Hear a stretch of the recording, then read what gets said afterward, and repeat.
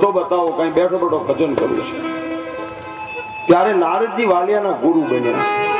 માથે હાથ મૂકી અને વાલિયાને ગુરુ મંત્ર આપ્યો છે કે હે વાલિયા, અહીં બેઠો બેઠો તું રામ રામ બોલજે, જા, તને પાપ નહીં કરવાની ઈચ્છા.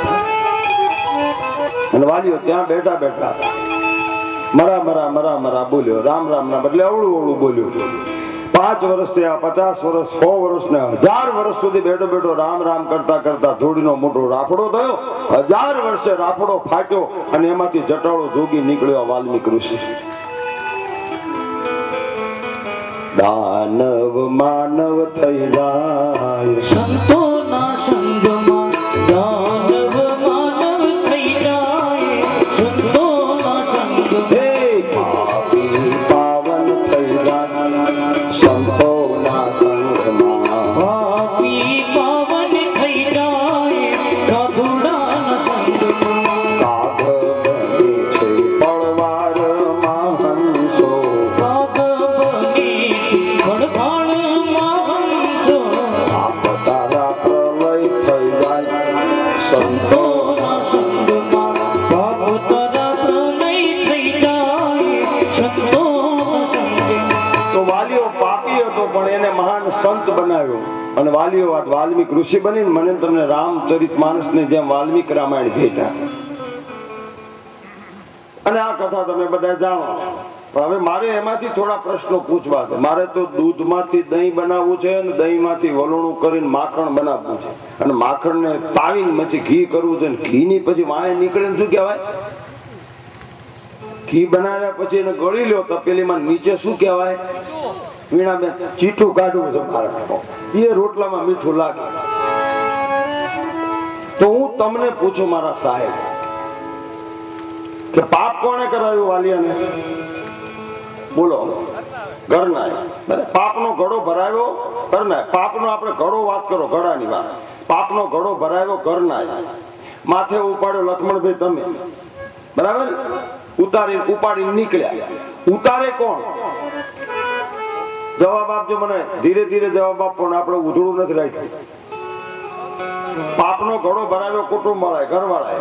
તમે પાપનો ઘડો લઈને નીકળ્યા ફરતા ફરતા રાજકોટ થી વાડેથી, બરાબર? પાર લાગ્યો, ઉતારી જાતે ઉતારી શકતા નથી. તો ઉતારે કોણ? બોલો બોલો. સંત ઉતરાવે, બરાબર. જય હો, બહુ સરસ. સાધુ ઉતરાવે. હવે ઉતાર્યા પછી ઘડો એમ નામ જો પડ્યો હોય તો વળી લેવાની ઈચ્છા થાય. એને ફોડી નાખવો પડશે. અને ઘડો ફૂટે ને તો જ પછી પાપ જતું રહે. આખો ઘડો ભરેલો હોય તો લેવાની ઈચ્છા થાય કે લાઈન લઈ દઉં, ખાલી થઈ ગયો છે. તો પાપનો ઘડો ભરાયો ઘરવાળાએ, ઉતાર્યો સંતે, અને ફોડવો છે કે રાખવો તમારે? આપણે બધા ભેગા છીએ. ફોડવો છે કે રહેવા દેવો છે?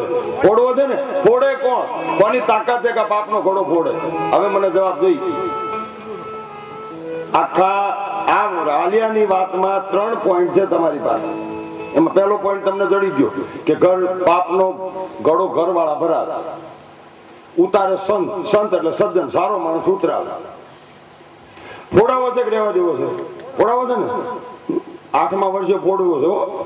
કોણ ફોડે? બોલો. વાહ, જય હો વલ્લભભાઈ, વાહ. તમારો જો સદગુરુ હશે એ સદગુરુ પાપનો ઘડો ફોડાશે. આવો લકડનાથ ગુરુને કહીએ અને રાજુ બાપુને કહીએ, તમારા જે ગુરુ હોય એ ગુરુને કહીએ કે હે ગુરુ, મારા પાપના ઘડા ભર્યા છે અને તમે એને ઠોકર મારી અને ફોડી નાખો, જેથી કરીને અમારું જીવન સફળ બની જાય. એ સદગુરુ તમે મારા તાર બેગા, કે હરિ ગુરુ તમે મારા તાર બેગા. મારી રાખની અરજી રે ખવડ ધણી, હોબળજો ગુરુજી.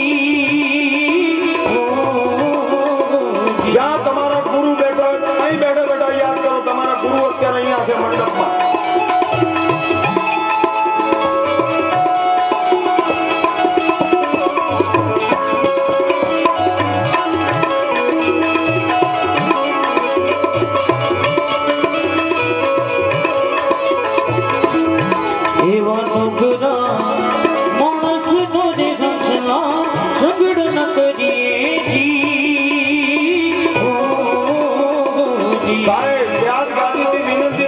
શબ્દને હૃદયમાં ઉતાર મળજો બાપ.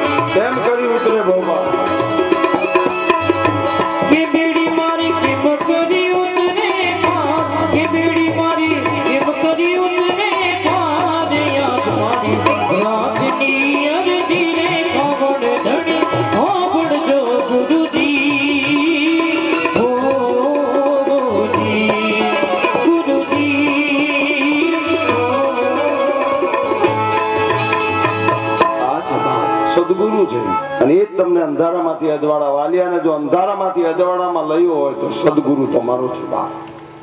સદગુરુ વિના મુક્તિ મળતી નથી. તો વાલિયાએ વાલ્મીક ઋષિ આપી. વાલ્મીક રામાયણની પારાયણ ન થાય એને વાંચાય, કારણ કે બહુ સંસ્કૃત ભાષામાં. પણ બીજો ગ્રંથ આપણને આપ્યો એવો ને એવો એક સંત આ ભારતમાં થયો જેનું નામ છે તુલસી. એ તુલસીનું જીવન જો. માણસને સુધરવાની તક છે. આમ તો દારૂડિયો હોય, દારૂ પીતો હોય, એના ઘરના કહેતા દારૂ નો પીશ. એની બેન એમ કે પહેલા તું દારૂ પીતો હું તારા ઘરે નહીં આવું, તો દારૂડિયો એમ કે તું નો હોય કે નહીં, પણ દારૂ વિના નહીં ચાલે. વ્યસનથી એટલો બધો પકડાયો હોય છે કે વ્યસનથી છૂટતો નથી. અને અમુક સમય તમે જુઓ તો એ માણસ બધું મૂકીને ડાયો થઈ જાય. એ માણસ ડાયો ક્યારે છૂટતું છે? શિવજી ઉભા છે, પાર્વતી ને સમજાવો તો સમજતો નથી, ને આપોઆપ એવો સમજી જાય છે કે એનું જીવન આખું બદલી જાય છે. એવી ઠોકર વાગે, માણસને ઠોકર વાગે ને પછી સુધરે. વાલિયાને ઠોકર કોને મારી? બોલો. વાહ. ઘરના ઠોકર મારે ને પછી સુધરે. બહારના ગમે એટલું કે વલ્લભ ને ગમે એટલું કે માવા નો ખવાય ના ખવાય.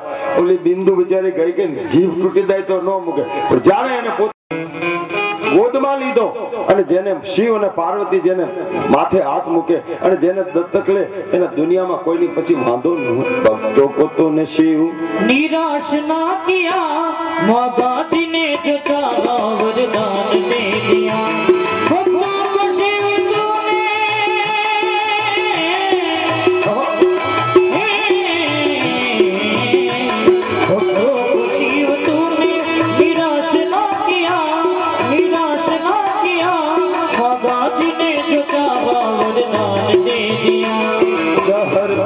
जीवन दिया, जहर दिया जीवन दिया, कितना उदार तू, कितना उदार तू. आयो शरण तिगारे गुने तार तार तू. कैलाश के निवासी हम बार बार तू. आयो शरण तिगारे गुने तार तार. ભગવાન શિવ અને પાર્વતી તુલસીનો દત્તક લીધો, આશીર્વાદ દઈ અને બાળકને ગામમાં પાછો મોકલ્યો. હવે શિવ અને પાર્વતીના આશીર્વાદ મળ્યા એટલે આ બાળકના લગ્ન થઈ ગયા. તાત્કાલિક કન્યા મળી ગઈ. અને બાજુમાં ગામ એમાં એક સુંદર મજાનો બ્રાહ્મણ અને એની એકની એક દીકરી જેનું નામ રત્નાવલી. એ રત્નાવલીના લગ્ન તુલસી સાથે થયા. પત્ની